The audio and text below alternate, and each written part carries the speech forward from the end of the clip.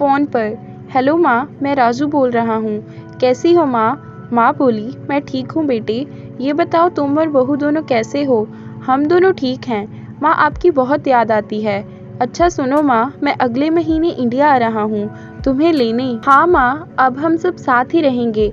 नीतू कह रही थी माँ जी को अमेरिका ले आओ, वहाँ अकेली बहुत परेशान हो रही होगी। हेलो, सुन रही हो माँ? हाँ हाँ बेटे। बूढ़ी माँ की आंखों से आंसू आ गए। बेटे और बहू का प्यार नस नस में दौड़ने लगा। जीवन के 70 साल गुजार चुकी सावित्री ने जल्दी से अपने पल्लू से आंसू पोंछे और बेटे से बात करने लगी। पूरे 2 साल बाद बेटा घर आ रहा था।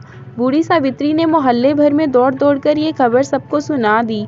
सभी खुश थे कि चलो बुढ़ापा चैन से बेटे और बहू के साथ गुजर जाएगा। राजू अकेला आया था। उसने कहा कि माँ हमें जल्दी ही वापस जाना है, इसलिए जो भी रुपया पैसा किसी से लेना है वो लेकर रख लो, और तब तक मैं किसी प्रॉपर्टी डीलर से मकान की बात करता हूँ। मकान? माँ ने पूछा। हाँ माँ, अब ये मकान बेचना पड़ेगा, वरना कौन इसकी देखभाल करेगा? हम सब तो अब अमेरिका में ही रहेंगे। बूढ़ी आंखों ने मकान के कोने कोने को ऐसे निहारा जैसे किसी अबोध बच्चे को सहला रही हो। आनन फानन और औने पौने दाम में राजू ने मकान बेच दिया।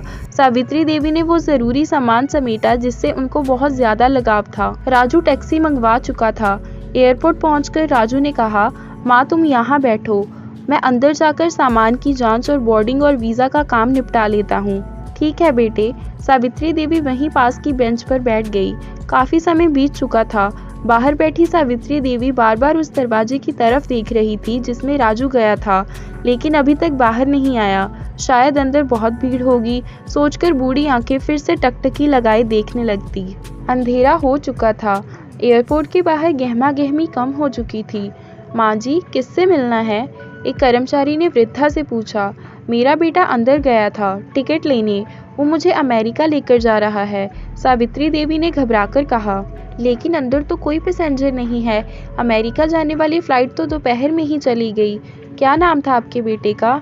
कर्मचारी ने सवाल किया। राजू। सावित्री के चेहरे पे चिंता की लकीरें उभर आई।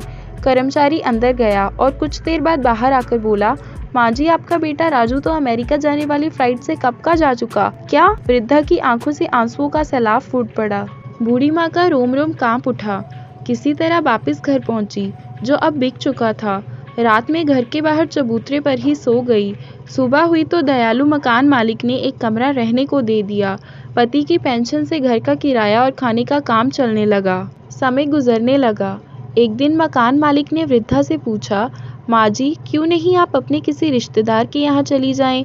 अब आपकी उम्र भी बहुत हो गई है, अकेली कब तक रह पाएंगी? हाँ चली तो जाऊं, लेकिन कल को मेरा बेटा आया तो यहाँ फिर कौन उसका ख्याल रखेगा? बूढ़ी माँ ने रोते हुए ये कहा।